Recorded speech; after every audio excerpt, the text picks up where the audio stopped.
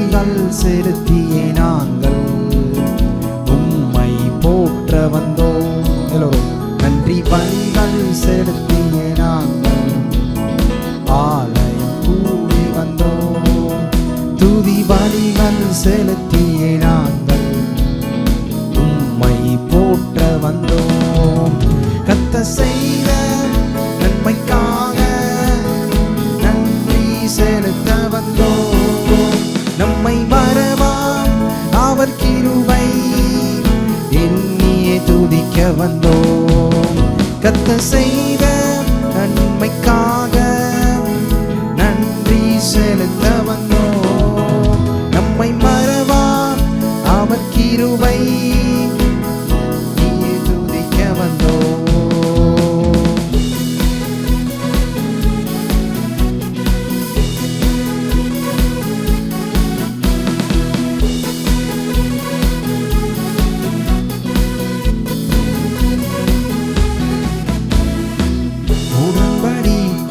எனக்கு தந்து உந்தனின் பிள்ளையாய் தெரிந்தெடுத்தீ.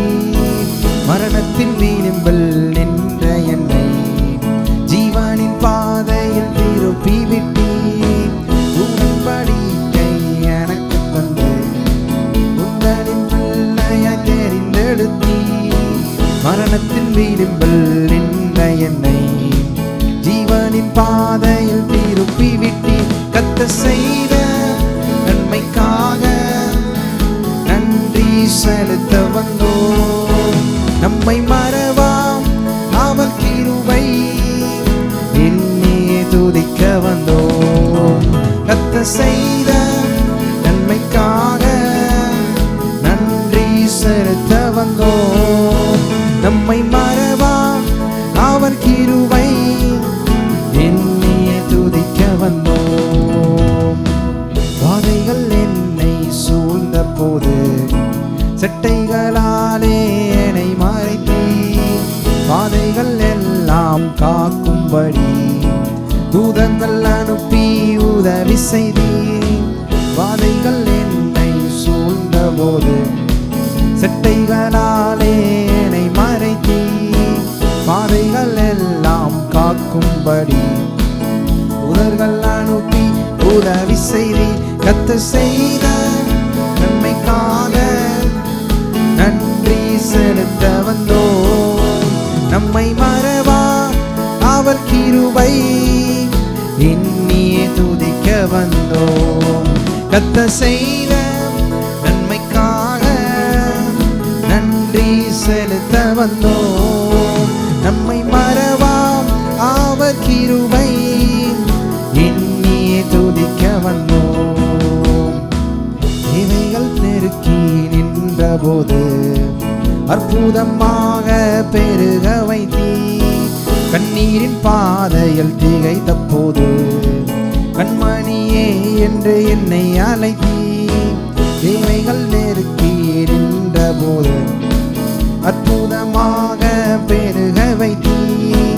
கண்ணீரின் பாதையில் திகைத்த போது கண்மணியே என்று என்னை அழைத்தீர். கர்த்தர் செய்த நன்மைக்காக நன்றி செலுத்த வந்தோம். நம்மை மறவாம் அவர் கிருபை எண்ணியே துதிக்க வந்தோம். கர்த்தர் செய்த நன்மைக்காக நன்றி செலுத்த வந்தோம். நம்மை மறவாம் அவர் கிருபை எண்ணியே துதிக்க வந்தோம். நன்றி பலிகள் செலுத்தியே நாங்கள் ஆலயம் கூடி வந்தோம். துதி பலிகள் செலுத்தியே நாங்கள் உம்மை போற்ற வந்தோம். நன்றி பலிகள் செலுத்தியே நாங்கள் ஆலயம் கூடி வந்தோம்.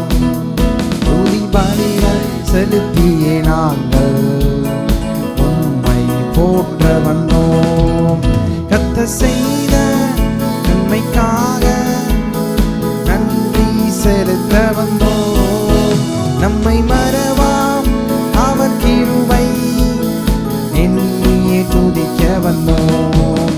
கர்த்தர் செய்த நன்மைக்காக நன்றி செலுத்த வந்தோம். நம்மை மறவா அவர் கிருபை எண்ணியே துதிக்க வந்தோம்.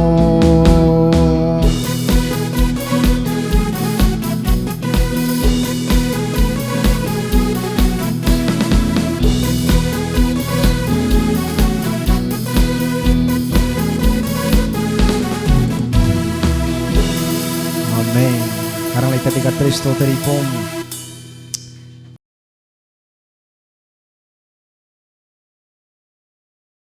தேவன் தம்முடைய ஒரே பேரான குமாரனை விசுவாசிக்கிறவன் எவனோ அவன் கெட்டு போகாமல் நித்திய ஜீவனை அடையும்படிக்கு அவரை தந்தருளி இவ்வளவாய் தேவன் உலகத்தில் அன்பு கூர்ந்தார் என்று பார்க்கிறோம். ஆண்டவராய் இயேசு நாம் ஒவ்வொருவருக்காகவும் இந்த உலகத்தில் வந்து சிலுவையிலே அடிக்கப்பட்டு இரத்தத்தை சிந்தி மரித்து உயிரோடு இருந்து ஆண்டவராய் இயேசு இன்னைக்கும் ஜீவிக்கிறார். இது வரைக்கும் யாராவது ஆண்டவராய் இயேசுவை ஆண்டவராக ஏற்றுக்கொள்ளவில்லையானால் ஆண்டவராய் இயேசுவை உங்களுடைய நல்வாழ்வுக்கென்று அவரை ஆண்டவராக இரட்சகராக நீங்கள் ஏற்றுக்கொள்ளுங்கள். ஆண்டவராய் இயேசுவை ஆண்டவராக ஏற்றுக்கொண்ட தேவனுடைய பிள்ளைகள் இந்த உலகத்தில் வெற்றியான ஆசீர்வாதமான ஒரு பெரிய செழிப்பான வாழ்க்கை வாழ்வதுதான் கர்த்தருடைய சித்தம். அப்படிப்பட்ட வாழ்வுக்கு நேராக நம்மை ஒவ்வொரு நாளும் வாழ வைப்பது தான் அவருடைய விருப்பமாக இருக்கிறது. அதனால தான் 3 யோவான் 2 வசனம் சொல்லுது, பிரியமானவனே, உன் ஆத்துமா வாழுகிறது போல நீ எல்லாவற்றிலும் வாழ்ந்து சுகமாக இருக்கும்படி விரும்புகிறேன், வேண்டுகிறேன் என்று தமிழில் சொல்லப்பட்டிருக்கு. ஆங்கிலத்திலலாம் விரும்புகிறேன் என்று சொல்லப்பட்டிருக்கு.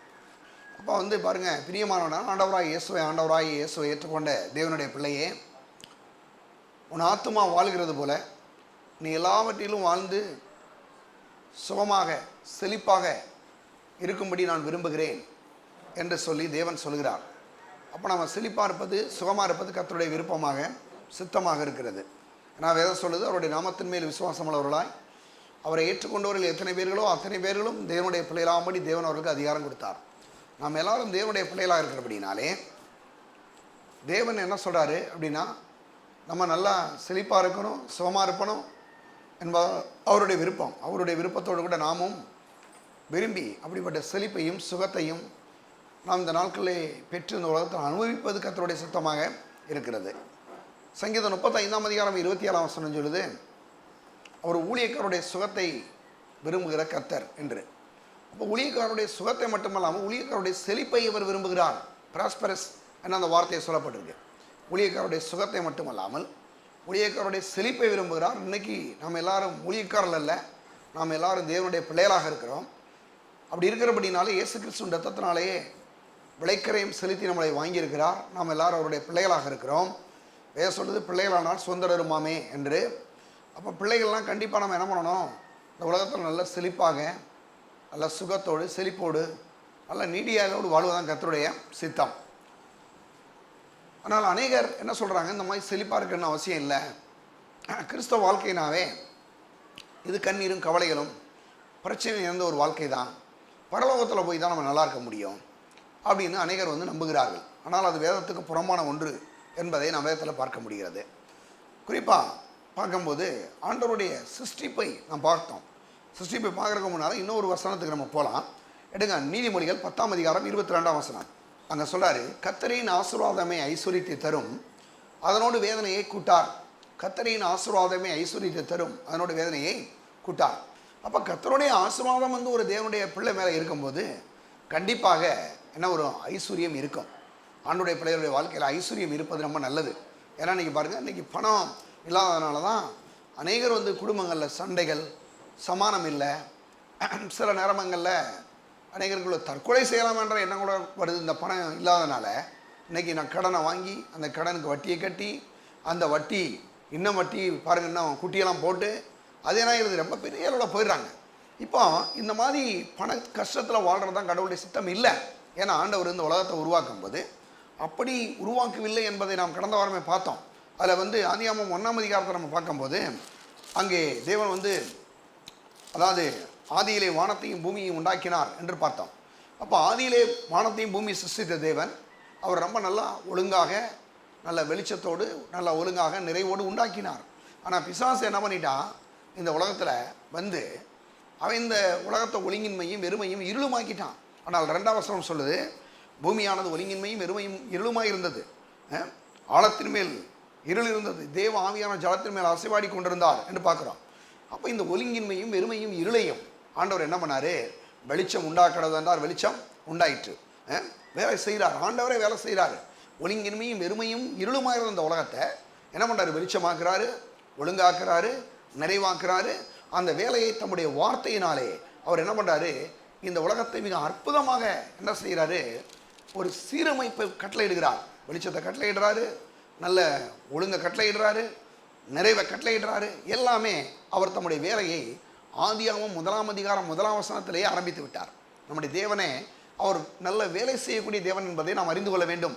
நம்முடைய ஆண்டவர் ஒரு சோம்பேறி கடவுள் கிடையாது, இல்லையா? நம்முடைய ஆண்டவர் நல்ல சுறுசுறுப்பான நல்ல வேலை செய்யக்கூடிய தேவன். இருள் ஒழுங்கின்மை வெறுமை இருந்துச்சு.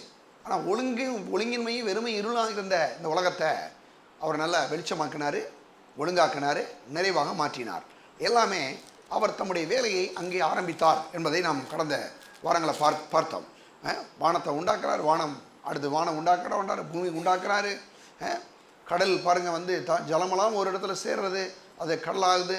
பாருங்கள் வெட்டாந்தரையெல்லாம் பாருங்கள் என்னது ஒரு இடத்துல வருது, பூமி பாருங்கள் எல்லாம் வெட்டாந்தரை முழுவதுலையும் பாருங்கள் என்னது செடி கொடி மரங்களெல்லாம் வருது. அடுத்து நீர்வாழ் ஜந்துகள் வருது, பறவைகள் வருது. அடுத்து பார்த்தீங்கன்னா நல்ல ஆடு மாடுகள் மிருக ஜீவன்கள் வருது. எல்லாவற்றையும் தம்முடைய வார்த்தையினாலே அவர் என்ன பண்ணார்? உண்டாக்கினார். என்ன சொல்ல போனால் தம்முடைய வார்த்தையினாலே தேவன் வேலை செய்தார் என்பதை பார்த்தோம். அது மட்டும் இல்லாமல் ஆதாமையும் ஏவாளையும் உருவாக்கி அவர்களை ஆணும் பெண்ணுமாக உருவாக்கி எல்லாத்தையும் உண்டாக்கி முடிச்சுட்டு, நல்லா கவனிங்களேன், மனுஷன் எல்லாத்தையும் உண்டாக்கி முடிச்ச பிறகு கடைசியாக உண்டாக்குனார். ஏன் உண்டாக்குனாரு அப்படின்னா, தண்ணிக்குள்ள போய் மனுஷனை உண்டாக்கினா தண்ணியை குடிச்சு செத்து போயிருப்பான், இல்லையா?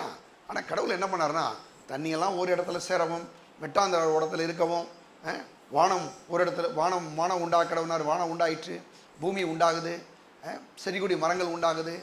பாருங்கள் நல்ல புல் பூண்டுகள் எல்லாம் வளருது, எல்லாமே வருது. அடுத்து நல்ல கவனிங்களேன், நல்ல செடி கொடி மரம் மட்டும் இல்லாமல் நல்ல பறவைகள், நீர்வாழ் ஜந்துகள், மிருகங்கள் எல்லாமே உருவாக்கப்படுது. எல்லாம் உருவாக்கப்பட்ட பிறகு எல்லாமே யாருக்கு தேவைன்னா மனுஷனுக்கு தேவை. அதனால தான் மனுஷனை கடைசியாக உண்டாக்குறாரு. எப்பயுமே நம்ம ஆண்டவர் பார்த்தீங்கன்னா அவர் ஒரு யெகோவா ஈரே, ஒரு தேவையில் எழும்புறதுக்கு முன்னாலே அந்த தேவையை சந்திக்கிற தேவன். அவர் என்ன பண்ணுறாரு? இவ்வளவு மனுஷனுக்கு இதெல்லாம் தேவை. அப்போ இதுக்கெல்லாம் என்னென்னா ஆண்டவர் எல்லாத்தையும் தம்முடைய வார்த்தையினாலே அவர் சிருஷ்டித்தார், வேலை செய்தார், எல்லாத்தையும் உருவாக்கி முடிச்சிட்டாரு. கடைசியாக மனுஷனை உண்டாக்குறாரு. உண்டாக்கி அவனை என்ன பண்ணுறாரு? 31 வசனத்தில், அப்பொழுது தேவன் தாம் உண்டாக்கின எல்லாவற்றையும் பார்த்தார். தாம் வேலையை செய்த எல்லா வேலையும் பார்க்குறாரு. வேலையை செஞ்சுட்டு சொல்கிறாரு, அதுவும் மிகவும் நன்றாக இருந்தது. சாயங்காலமும் விடியற்காலமும் ஆகிய 6ஆம் நாள் ஆயிற்று. எல்லாத்தையும் உண்டாக்குறாரு. வேலையை பார்த்து அவர் செஞ்ச வேலையை பார்த்துட்டு அவருக்கே ரொம்ப சந்தோஷம். சொல்கிறாரு, நான் செஞ்ச வேலை ரொம்ப நல்லா இருக்கு அப்படின்னு சொல்லி அவருக்கே சந்தோஷம். நம்ம செய்கிற வேலையை பார்த்து நமக்கு சந்தோஷம் வருதா இல்லை துக்கம் வருதா? கண்டிப்பாக நம்ம செய்கிற வேலையை பார்த்து சந்தோஷம் இருக்கணும். ஏன்னா நம்ம வேலை செய்கிறதே சந்தோஷத்தோடு செய்யணும். இன்றைக்கி தான் நம்ம பேச போகிறோம். அப்போ பாருங்கள், இன்றைக்கி செழிப்பெல்லாம் வேணான்னு சொல்கிற மக்கள் என்ன செய்கிறாங்க? செழிப்பெல்லாம் வேணாம்னா நம்ம பாருங்கள் வேலையை செய்யாமல் சோம்பேறிகள் அப்படி பேச முடியும், இல்லையா? ஆனால் ஆண்டவரே முதல் அதிகாரத்திலே அவர் என்ன பண்ணுறாரு? வேலை செய்தார். தம்முடைய வார்த்தையினால் இந்த உலகத்தை முழுவதும் சிருஷ்டித்தார். மனுஷனை உண்டாக்குறாரு அவருடைய சாயலாக. அவர் சொல்கிறார், நமது சாயலாக நமது ரூபத்தில் மனுஷனை உண்டாக்குவோமாக, அவர்களை தேவ சாயலாக உண்டாக்குவோம், அவர்களை ஆணும் பெண்ணுமா உண்டாக்குவான்னு சொல்கிறார்.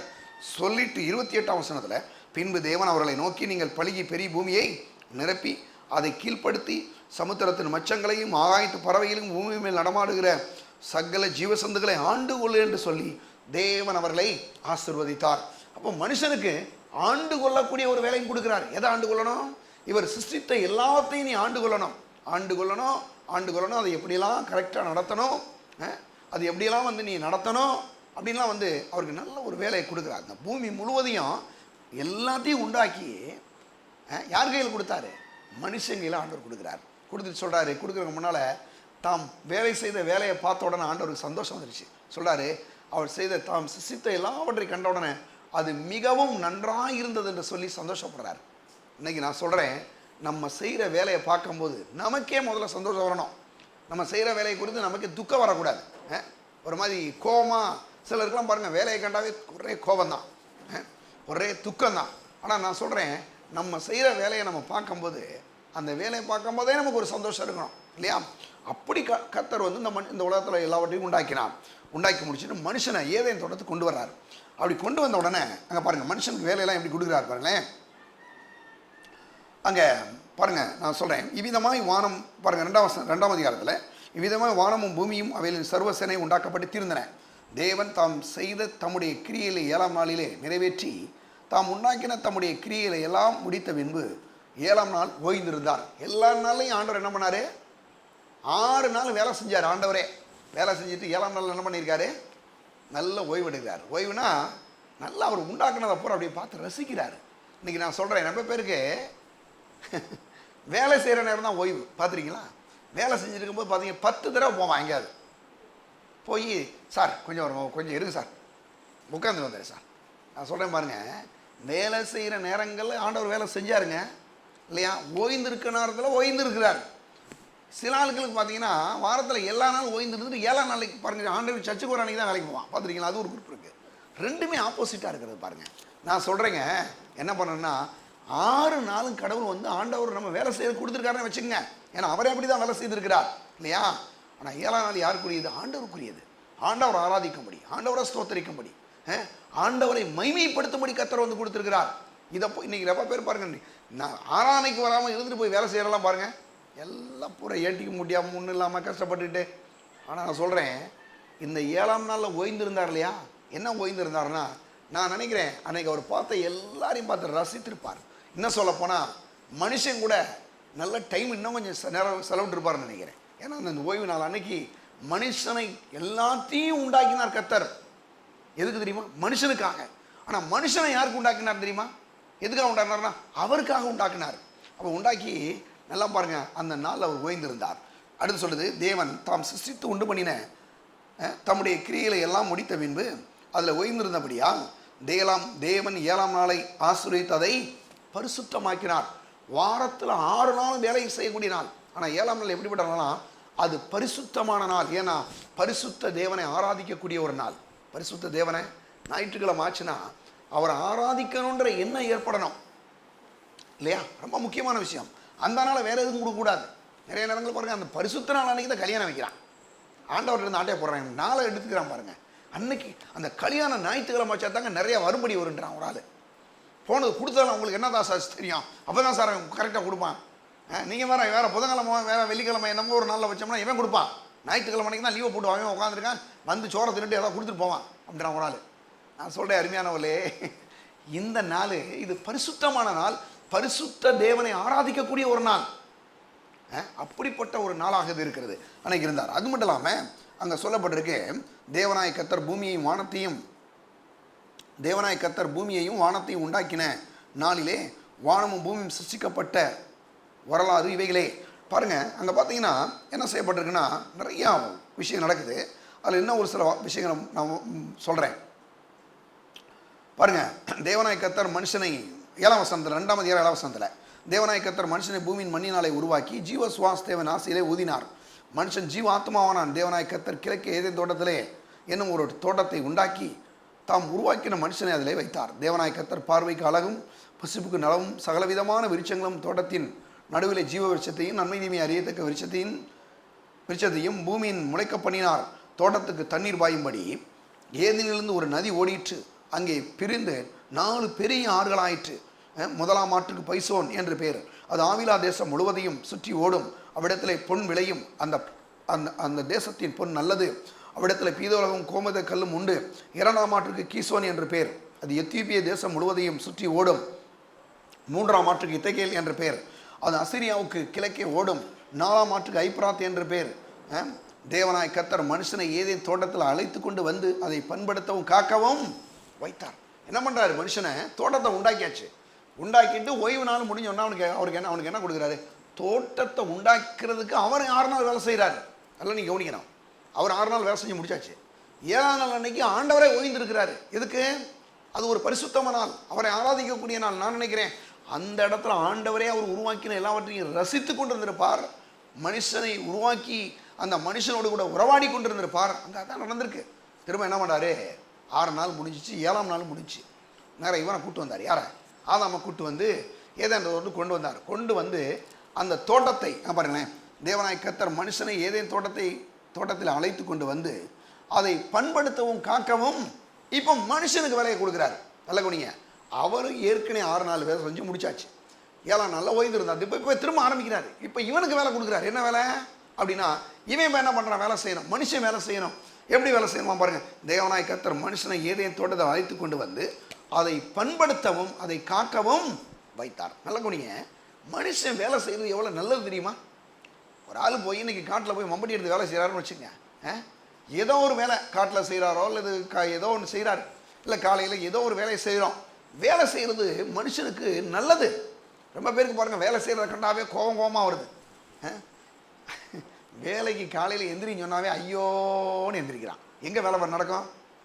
சில ஆளுங்களுக்கு பாருங்கள், களை வெட்டுறதுக்கு கூட்டு போனீங்கன்னா களை பாதி இடத்துல வெட்டியிருக்கும், பாதி இடத்துல வெட்டாமல் இருக்கும் இல்லையா? அந்த அழகுடைய முடி வெட்டவாள் மாதிரி பாருங்கள், எல்லாம் பாட்டுக்கு விட்டுட்டு போயிட்டே இருப்பான்.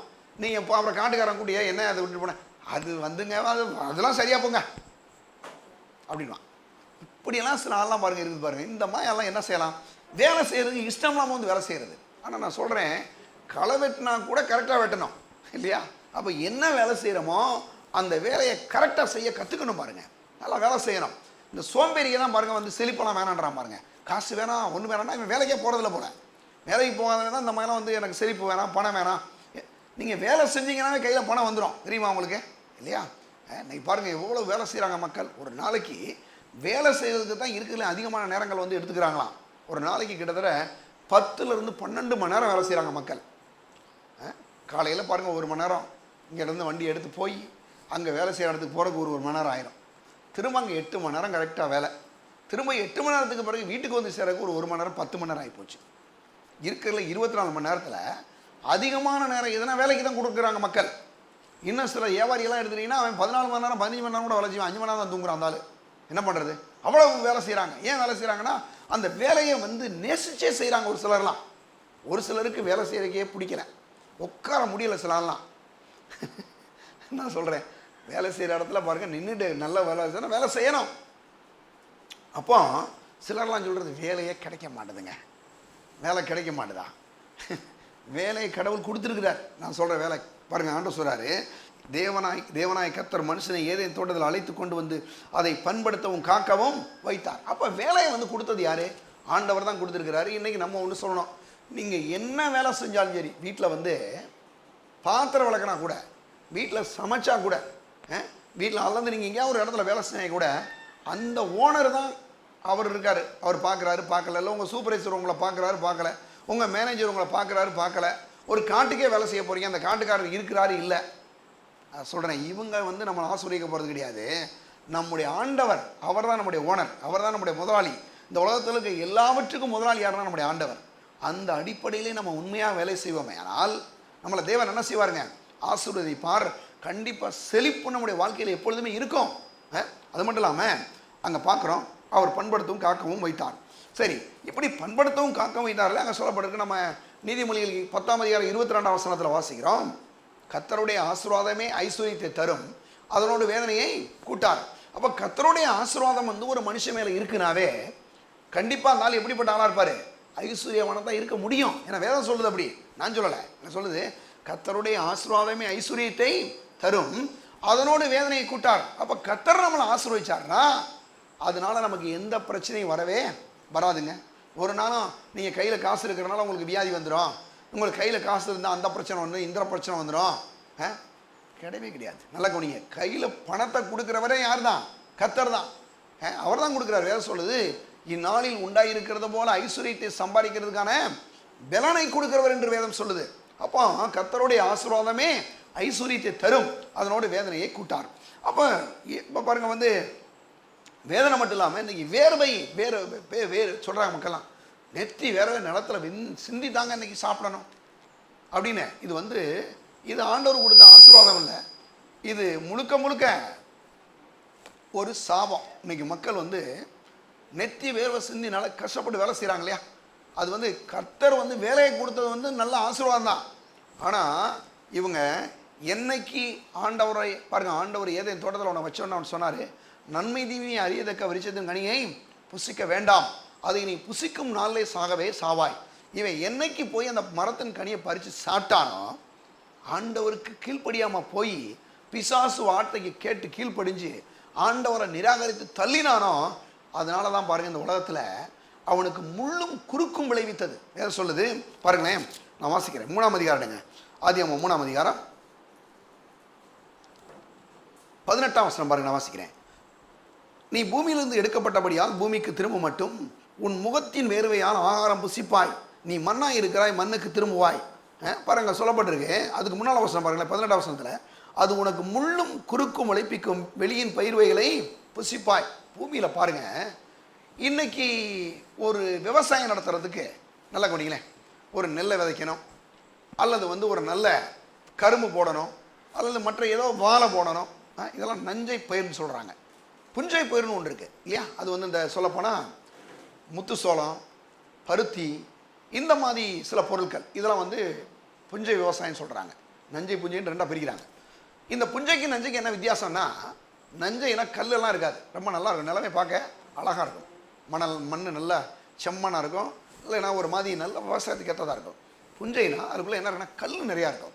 அதில் ஒரு சில விவசாயங்கள் தான் பண்ண முடியும் இல்லையா? இப்போ என்ன பண்ணுறாங்க, எந்த விவசாயமாக இருந்தாலும் அவங்க என்ன பண்ணுறாங்க, உழவு ஓட்டுறாங்க, நல்லா பராமரிக்கிறாங்க, தண்ணி விடுறாங்க, விட்டு அதில் என்ன பண்ணுறாங்க, நாற்றை பறித்து நட்டு திரும்ப அதுக்கு என்ன பண்ணுறாங்க, களையெல்லாம் எடுக்கணும். களையவன் கண்டுபிடி கடவுளாக கொடுத்தாரு கடை, அது வாட்டுக்கு வருது. ஏன் வருது? நீங்கள் நெல்லத்தான் விளைச்சிருக்கீங்க, கூட புல் ஏன் வளருது அப்படின்னா, அது முள்ளும் குறுக்கும் இந்த பூமி விளைவிக்குது. ஏன் விளைவிக்குது? முதல் மனுஷனாய் ஆதாம் மேலே வந்த சாபத்தினால இந்த பூமி முள்ளையும் குறுக்கையும் விளைவிக்குது, கூட புல்லும் சேர்ந்து வளருது. புல்லுக்கு இன்னைக்கு பாருங்கள் மருந்தடிக்கிறாங்க மக்கள். நான் ரொம்ப பேரை கேட்டேன் பாருங்கள், நெல்லுக்கு மருந்தடிக்க போகிறேன்னு சொல்லுவாங்க. உண்மை என்ன தெரியுமா? அந்த நெல்லை கெடுக்கிற பூச்சி இருக்குது பாருங்கள், அது.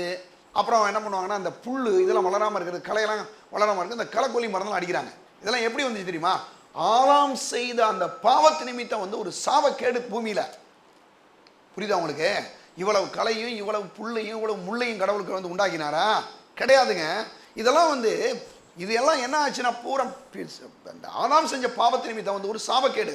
அதனால தான் இன்றைக்கி போய் பாருங்கள், களை போடுறதுக்கு மனுஷனை வேலையை செய்ய வேண்டி இருக்குது. களையெல்லாம் கடவுள் உண்டாக்கலை, இதெல்லாம் யாரும் உண்டாக்குனது? இந்த மனுஷன் செய்த பாவத்து நிமித்தம் வந்த சாபம். அப்போ முள்ளையும் குறுக்கையும் விளைவிக்குது இல்லையா? அப்போ இதுக்கு என்ன ஆகுது அப்படின்னா, மனுஷனை உருவாக்கும் போது அவனுக்கு நீ வேலை செஞ்சு தான் பிழைக்கணும்னு ஒன்றும் உண்டாக்கலை. நல்லா கவனிக்கணும். நீங்கள் மனுஷன் வேலை செஞ்சால் தான் சாப்பிடணுன்ற மாதிரிலாம் உண்டாக்கலை. ஏன்னா மனுஷனுக்கு ஏதேன் தோட்டத்தை உண்டாக்கியாச்சு, அவனுக்கு இனிமேல் எதுவுமே தேவை கிடையாது, எல்லாத்தையும் உண்டாக்கி ரெடியாக கொடுத்தாச்சு. எவ்வளோ பழ வேணாலும் சாப்பிட்டுக்கலாம், எவ்வளோ காய் வேணாலும் சாப்பிட்டுக்கலாம். ஏன்னா ஒரே ஒரு ஆதாம், ஒரே ஒரு எவல். நல்லா கவனிங்க, பூமியில் இருக்கக்கூடிய அவ்வளோ மரத்துக்கு இவன் தான் ஓனர், இவன் தான் முதலாளி. அவ்வளோ பூக்களுக்கு இவன் தான் முதலாளி. அவ்வளவு நிலத்துக்கும் இன்னைக்கு பாருங்கள், ஒரு 5 ஏக்கர் 10 ஏக்கர் வச்சுருந்தாவே என்ன பண்ணுறாங்க, இவர் யாருங்க அப்படின்னா நிலக்கிழாருன்னு சொல்கிறாங்க. கேள்விப்பட்டிருக்கீங்களா? அப்படின்னா பெரும் ஒரு விவசாயி. நம்ம ஊரில் சொல்கிறாங்க இல்லையா, குறுவு விவசாயி, பெரு விவசாயம்லாம் சொல்கிறாங்க. அப்போ என்ன செய்கிறாங்க, 5 ஏக்கர் கீழே இருந்தால் ஒரு சின்ன விவசாயம், கொஞ்சம் 5 ஏக்கருக்கு மேலே போனால் பெரிய விவசாயின்னு சொல்கிறாங்க. இப்படி நம்மளோட அரசாங்கம் கூட பிரிக்குது. ஆனால் இந்த உலகத்தில் பெரிய விவசாயம் பண்ணது யாருன்னா கண்டிப்பாக ஆதாம் தான். ஆதாம் அழகாக அந்த உலகத்தில் அற்புதமாக அவன் அந்த விவசாயம் நடக்குது.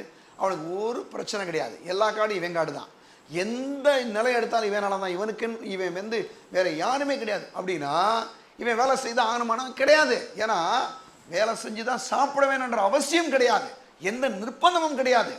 அந்த மாதிரி கடவுள் மனுஷனை உருவாக்கினார். ஆனால் ஆதாம் பாவம் செய்த பிறகு சொல்லுது, தேவன் ஆதாமை உருவாக்கும் போது அவன் வேலை செய்து பிழைக்கும்படியாக உண்டாக்கவில்லை. அது மட்டும் இல்லாமல் அவனுக்கு வேலை கொடுப்பதற்கு முன்பாகவே அவனுக்கு தேவையான எல்லாவற்றையும் தேவன் கொடுத்து விட்டார்.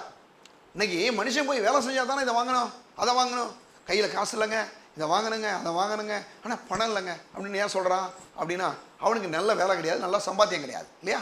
ஆனால் ஆண்டவர் தான் இந்த ஆதாமுக்கு இவ்வளவு எல்லாத்துக்கும் உரிமையை கொடுத்துருக்காரு. இவன் தான் அதனுடைய உரிமையாளர், இவன் தான் அதனுடைய முதலாளி. அப்படி இருக்கும்போது இவன் யாருக்கும் பாருங்கள் எங்கே வேணாலும் எதை வேணாலும் சாப்பிட்டுக்கலாம். இவன் போய் வேலை செய்து ஆகணும் கட்டாயம் கிடையாது இல்லையா? அப்படின்னா வேலையை தேவன் ஏன் மனுஷனுக்கு கொடுத்தார்? ஏதேன் தோட்டத்தை அதை பண்படுத்தவும் காக்கவும் ஏன் தேவன் ஆதாமை வைத்தார் அப்படின்னா, அவன் வேலை செய்வதற்கான காரணங்களை நான் சொல்கிறேன். நல்ல கவனிங்க. முதல்ல அதுக்கு போயிடுவான், அதுக்கு பிறகு வேலை செய்கிற பற்றி நான் சொல்கிறேன். முதல் பாருங்கள், அப்போ வேலை வந்து பாருங்க என்னது, வேலை செய்கிறத வந்து நம்ம சொல்கிறோம். அப்போ வேலை செய்யணும். எதுக்கு முதல்ல வேலை செய்யணும் அப்படின்னா, நம்முடைய நம்முடைய மன நிறைவுக்காக நம்ம வேலை செய்ய வேண்டும். நமக்கு ஒரு மன நிறைவு ஏற்படணும். நீங்கள் பாருங்கள், ஒரு ஒரு ஆள் ஒருத்தர் வந்து ஒரு விவசாய நிலம் வாங்குறாரு. அதில் எதுவுமே இல்லை, ஒன்றுமே கிடையாது. ஆனால் அதில் போய் அந்த விவசாயி நல்ல நிலத்தை உழுது பரம்படித்து நல்ல ஒரு நாத்தாங்காலில் விதையை போட்டு அதை கொஞ்ச நாள் கழித்து பறித்து அதை எடுத்து நடவு செஞ்சு அப்புறம் கொஞ்ச நாள் கழித்து அது வளருது. வளர்ந்து அந்த கிளைகளையெல்லாம் எல்லாத்தையும் பிடுங்கி விட்டுட்டு திரும்ப ஒரு 2-3 மாதம் கழிச்சு நீங்கள் பாருங்கள், அப்படி நெல் அப்படி அழகாக இருக்கும். அந்த விவசாயம் பண்ண அந்த நெல்லை எடுத்துகிட்டு போய் அதுக்கான ஒரு பலனை அதை விற்பனை செய்கிறாரு. விற்பனை செய்து காசு வரதை விட இவர் செஞ்ச வேலை நிமித்தம் இன்னும் ஒரு 100 பேர் 200 பேர் சாப்பிட்றான். பார்த்தீங்களா? அப்போ தான் இந்த ஆளுடைய ஒரு மன நிறைவு ஏற்படுது. நான் செஞ்ச வேலைக்கு என்னதுங்க, ஒரு பலன் வந்திருக்குன்னு ஒரு சந்தோஷம் ஏற்படுது பாருங்க.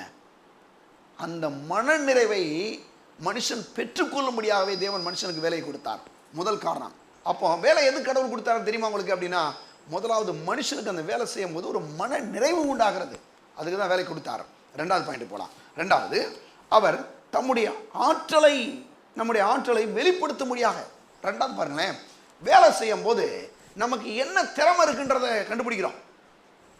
நீங்கள் வேலை செய்கிறால் பாருங்கள், இன்றைக்கி படித்தவங்க படிக்காதவங்களாம் எடுத்துங்களேன், ஒரு சாலையில் பயங்கரமான திறமை இருக்கணும். ஒரு முறை ஒரு கப்பல் வந்து இந்த பக்கம், அதாவது இந்த நாகப்பட்டினம் சைடில் வந்து ஒரு பெரிய கப்பல் மாட்டி, அது கடைசியாக வந்து ஒரு வெளிநாட்டு கப்பல். அது அந்த கப்பல் என்ன ஆகி போச்சு, மாட்டிட்டு அந்த கப்பலில் நிறையா பொருட்கள், நிறையா ஒரு வணிக கப்பல், அது நிறைய வந்து ஜாமாங்கெல்லாம் வெளிநாட்டிலேருந்து ஏற்றிட்டு வந்திருக்கு.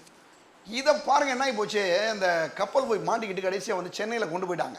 துறைமுகத்தில் கொண்டு போய் நிப்பாட்டி அதை திறக்க முடியல அவங்களால. அந்த கப்பலுடைய அந்த டோர்களை அதை திறக்க முடியல. அவன் என்னென்னமோ இன்ஜினியர் என்னென்ன பண்ணி பார்த்துருக்கான், ஒன்றும் நடக்க மாட்டேது, ஒன்றும் செய்ய முடியல. கடைசி அந்த ஊரில் வந்து பாருங்கள், இந்த சாவி இந்த பூட்டெல்லாம் திறக்கிற மாதிரி ஒரு ஆள் பாருங்கள், ஒரு மெக்கானிக். அந்த மெக்கானிக்னா ஒரு படிக்காத ஆள், எல்கேஜி கூட போடல, அந்த மாதிரி ஒரு ஆள். அந்த ஆள் பாருங்கள், அந்த கப்பலை இதை திறக்க முடியலன்னு சொல்லிட்டு ஒரு பெரிய அந்த பூட்டை வந்து திறக்கணும். இதை என்னென்னமோ செஞ்சு பார்த்துருக்கோம், ஒருத்த நாளையும் ஒன்றும் பண்ண முடியும். 1 மாதமாக கப்பல் நிற்கிதான், அந்த இருந்து ஜாமான் எடுக்க முடியல. கடைசி ஒரு ஆளுக்கு பாருங்கள் ஐடியா கிடச்சி. அந்த சொன்னாரான், எப்பா ஒருத்தர் இருக்கிறான், அந்த பூட்டெல்லாம் திறக்கிற பைய, அவனை ஒருத்தனை கூட்டுவான் அப்படின்ட்டு இருக்காரு. கூட்டு வந்தால் பாருங்கள், அவனை காரில் வச்சு கூட்டு வந்துருக்குறாங்க. கூட்டு வந்தால் பாருங்கள், அவன் வந்தானா, எதுக்கு சார் என்னை கூப்பிட்ட? அவன் ஒன்றுமே படிக்காதவன், எல்கேஜி கூட போகல, அரைக்கால் ட்ரௌசரோட வர்றான். ஒரு அரைக்கால் ட்ரௌசரும் ஒரு பனியனோட வந்து நிற்கிறான். உண்மையாக நடந்த விஷயத்த சொல்கிறேன் உங்களுக்கு. ஒரு மனுஷனுக்கு எவ்வளோ பெரிய ஆற்றல் இருக்குன்ற நீங்கள் கவனிக்கணும். சரியா? வந்து நின்று நான் பாருங்கள், நின்று எப்பா அந்த மாதிரி இந்த கப்பலில் இந்த மாதிரி ஒரு பூட்டிக்கிடுச்சே, எங்களால் 1 மாதமாக திறக்க முடியல, நாங்களும் என்னென்னமோ செஞ்சு பார்க்குறோம், நடக்க மாட்டேன்னு சொல்லிட்டான் விஷயத்த. என்ன சரி சொன்னோன்னா பாருங்கள் என்ன பண்ணானா, ஐயா ஒரு சம்பட்டி ஒன்று கொடுங்க அப்படின்ட்டு இருக்கான். நல்ல பெரிய சம்பட்டியை கொண்டு வந்திருக்கிறாங்க, கொடுத்துருக்குறாங்க. கொடுத்தா பாருங்கள், ஒரே அடித்ததில் பாருங்கள், ஒரு மாதிரி ஒரு டெக்னிக்கலாக அடித்தா நான் பாருங்கள், அடித்ததில் பாருங்கள் அந்த பூட்டு கலந்து தானாக இது கம்பி வெளியில் ஒடியாந்துருச்சான். அவனை பார்த்தோன்னே பரவாயில்லைங்க, எல்லாரும் சொன்னாங்களாம், பரவாயில்ல நல்லா வேலை செஞ்சிருக்கானோன்னே, சம்பளம் எவ்வளோப்பான்னு கேட்டார் அவர். அங்கே இருக்கக்கூடிய அந்த இன்ஜினியர் சொன்னானா, 5 லட்ச ரூபா சம்பளம். யோ உனக்கு கொஞ்சம் மனசாட்சி இருக்காயா, 5 லட்சம் சம்பளம் கேட்குற, ஒரு அடிக்கு 5 லட்சமாயா கேட்டாரான். நான் கேட்குறேன், ஒரு அடிக்கு நீ 5 லட்சமாக கேட்குற, சரி நான் இப்போ ஒரு அடி கொடுக்கலன்னா இன்னும் 2 மாதம் நீ பாட்டி வச்சுருப்பேன் இல்லையா? அந்த கதவை திறக்கிறதுக்கு நான் ஒரு அடி அடித்ததுனால என்ன கிடச்சிச்சு, உன் கப்பல் திறந்து இன்றைக்கி வந்து கோடிக்கணக்கான ரூபாய்கள் உள்ள மதிப்புள்ள பொருட்கள் உள்ளே இருக்குது. நீ இன்னும் 2 மாதம் விட்டேன்னா எல்லா பொருளும் ஒன்றுலாம் போயிட போகிறான் இல்லையா? நான் கொடுத்த ஒரு அடிக்கு நீ 5 லட்சம் கொடுத்தா தான் நான் போவேன் அப்படின்ட்டான் அவன். கடைசி பார்த்தீங்கன்னா 5 லட்சத்தை பாருங்கள் கரெக்டாக கேஷ் கொடுத்து வாங்கிட்டு போயிட்டான் பாருங்கள் வந்தவன். என்னங்க அரைக்கால் ட்ரௌசர் போட்டிருக்கான், ஒரு பனியன் போட்டிருக்கான், வந்து ஒரே ஒரு அடி அடிச்சதுக்கு 5 லட்சம் சம்பளம். ஆச்சரியமாக இருக்கு இல்லையா? அப்போ மனுஷனுக்கு எவ்வளோ பெரிய ஒரு ஆற்றலை கடவுள் உள்ள வச்சிருக்காரு பாருங்க. இவ்வளோ பேர் படித்தவங்க, இவ்வளோ இத்தனை இன்ஜினியர்ஸ் இருக்கிறான், இவ்வளோ பேர் இருக்கிறாங்க. இவ்வளோ பேர் இருந்தால் கூட அந்த கப்பலுடைய அந்த இதை வந்து அவங்களால ஒன்றும் பண்ண முடியல, அந்த கதவை வந்து ஓப்பன் பண்ண முடியல. ஆனால் இவன் வந்து சம்பட்டி வச்சு ஒரு அடி போட்டான் பாருங்க, போட்ட உடனே அப்படியே திறந்துருச்சு. நல்லா கவனிங்க, படிக்காதவன் தான், ஸ்கூலுக்கெல்லாம் போல, சாதாரணமான ஒரு வேலை செய்கிறான். ஆனால் அவனுக்கு இப்படி அடித்தா அந்த கதவு திறந்துருன்ற அந்த ஆற்றல் யார் கொடுத்ததுங்க? அதுதாங்க கடவுள் கொடுத்தது. நீங்கள் நினைக்கலாம் அவனுக்கு படிப்பு இல்லை, அவனுக்கு அறிவு இல்லைன்னு நினைக்கலாம். கிடையாது. எவ்வளவு படித்தவனோ படிக்காதவனோ ஒவ்வொரு மனுஷனுக்குள்ளேயும் கடவுள் ஒரு பெரும் ஆற்றலை வைத்திருக்கிறார். வேலையில் செய்யக்கூடிய பல காரியங்களை செய்யக்கூடிய திறமையில் உள்ள வச்சிருக்கிறார். அப்போ ஒரு மனுஷனுடைய வேலையை செய்து முடிக்கும் போது என்ன ஆகுதுன்னா, அந்த வேலையை செஞ்சு முடிக்கும் போது அவனுக்குள்ள இருந்த ஆற்றல், அவனுக்குள்ள கடவுள் வச்சிருக்கிற அந்த ஆற்றல் வந்து வெளிப்படுது. அதை பார்க்கும்போது சந்தோஷம், பெரிய சந்தோஷம் இல்லையா? அப்போ நான் சொல்கிறேன், ரெண்டாவது விஷயத்தை பார்க்கும்போது அவனுக்கு இருக்கக்கூடிய அந்த ஆற்றலை வேலை செய்யும் போது வெளிப்படுத்துகிறான். அவனுக்கு என்ன திறமை இருக்கு, அவனால் என்ன செய்ய முடியும் இந்த உலகத்தில், எந்த நோக்கத்துக்காக அந்த உலகத்தில் அவன் பிறந்தான் என்ற அந்த ஆற்றலை அவன் வெளியிலே காண்பிக்கிறான். அவனுக்கு ஏன் வேலை செய்யணும், எதுக்கு வேலையை கடவுள் கொடுத்தா தெரியுமா? இதுக்கு தான். ஒன்று மன நிறைவு, ரெண்டாவது என்னது அவனுடைய ஆற்றல் வெளிப்படுகிறது, மூன்றாவது அதிலே அவன் சந்தோஷப்படுகிறான், மகிழ்கிறான். வேலையை கடவுள் ஏன் மனுஷனுக்கு கொடுத்தார் தெரியுமா? அவன் செய்கிற வேலையில் ஒரு பெரிய சந்தோஷத்தை படும்படியாக. நான் சொல்கிறேங்க, நீங்கள் வேலை செய்யும் போது சந்தோஷத்தோட வேலை செய்யணும். ஒரு காட்டுக்கு போகிறீங்களா, காட்டுக்கு போங்க, மாடு கூட மேய்ங்க, மாடு மேய்க்கும் கூட சந்தோஷப்படணுங்க. நீங்கள் குப்பாடுறீங்க, குப்பாலம்ப கூட பரவாயில்ல, சந்தோஷமாக செய்யணுங்க. அப்படி நீங்கள் செய்யும் போது தான் உங்களுக்கு செழிப்பு உண்டாகும். செழிப்பு வந்து ரொம்ப பேருக்கு பாருங்க சொல்லுவாங்க, என் பிள்ளை வந்துங்க ரொம்ப செல்லமாக வளர்த்து விட்டேன், பாத்திரம் கீத்திர ஒன்றும் விளக்காது, எல்லாம் நான் தான், இப்படியே ரொம்ப நல்லா இருக்கும். அப்புறம் அங்கே அடுத்த வீட்டில் போய் அவன் நிமித்து எடுப்பான், என்ன கழுவுற, இன்னொரு 2 தடவை கழுவு அப்படின்னு. அப்புறம் அப்போ தான் உனக்கு விளங்கும், என் பிள்ளையை செல்லமாக வளர்த்தானா கொல்லமாக வளர்த்தானா, அப்புறம் மாட்டிக்கிட்டு முடிக்க வேண்டியதான். அப்புறம் என்ன பண்ணணுங்க, எல்லா வேலையும் இன்றைக்கி சொல்லி கொடுக்கணுங்க. சகோதரிகளுக்கு சொல்கிறேன், பிள்ளைகளுக்கு வந்து பொம்பளை பிள்ளையாக இருந்தால் அப்போ எல்லாத்தையும் செய்ய, பாத்திரம் விளக்கு, கூட்டு, அதை பண்ணு, இதை பண்ணு அப்படின்னு நீங்கள் 5 வயசாக இருக்கும் போதே ட்ரைனிங் கொடுக்கணும். என் பிள்ளை அங்கே போகாதீங்க, வேலை செய், உன்னால் முடியும். ஏன்னா கடவுள் உனக்குள்ள அப்படிப்பட்ட ஒரு ஆற்றலை வச்சிருக்கிறாரு, உனக்கு வந்து அவ்வளோ பெரிய திறமை இருக்கு, உன்னால் முடியும், செய்ய முடியும். அந்த மாதிரி நீங்கள் என்கரேஜ் பண்ணணும் பெற்றோர்கள்லாம். சில அம்மாமாரெல்லாம் சொல்லுவாங்க, என் பையன் படிச்சுட்டான் பாஸ்டர், ஒன்றும் வேலை கிடைக்க மாட்டேது பாஸ்டர், நல்லா 3 நேரம் நல்லா சோறை போடு, தின்னுட்டான் பாடு, படுத்து தூங்கட்டும். அதான் ஒரு பாஸ் சொன்னார், காலையில் வந்து 10 இட்லி சாப்பிட்றான், திரும்ப போகிறான், போய் அங்கே போய் ஒரு மணி 12 ஆகணும், ஒரு டீ ஒன்று குடிச்சுக்கிறான், திரும்ப போனானா பாருங்க. அப்படி சொன்னார் ஒருத்தர் ஊழியக்காரர். நான் வாலிபன் நடந்த நேரத்தில் ஒருத்தர் பிரசங்கம் பண்ணார். அவர் சொல்கிறாரு, வாலிபன்லாம் சும்மா இருக்கிறானா, நல்லா 10 இட்லி காலம் நல்லா லபக்குன்னு முழுங்குறான், இப்படியே சொன்னார். முழுங்கிட்டு போமா அப்படின்ட்டு போகிறான். அவனை போனோன்னா கடைசி என்ன பண்ணுறான், நல்லா ஒரு மணி 12 ஒரு காப்பி ஒன்று போடுமா, நீ போட்டால் ரொம்ப நல்லா இருக்குமா, அதுவும் போட்டு கொடுக்குது. அவன் நல்லா குடிச்சிட்டு திரும்பி படுத்துக்கிறான். சிலர் திரும்ப போகிறான் பாருங்கள், சாயங்காலம் ஆச்சுன்னா ஒரு 4 மணிக்கு நல்லா நீட்டாக ட்ரெஸ் பண்ணிக்கிறான். இப்படி சொல்கிறாரு நீட்டாக ட்ரெஸ் பண்ணிட்டு போகிறானா, போய் எங்கள் அந்த போஸ்ட் மரத்துக்கு நின்றுக்கிறானா, நின்றுட்டு இப்படி பிடிச்சிட்டு போய்ட்டு இப்படி ஒரு பிடிச்சி கட்டி பிடிச்சி நிற்கிறான். இன்னொன்று நாங்கள் யாராக கேட்குறான், என்ன தம்பி, சும்மா சார்.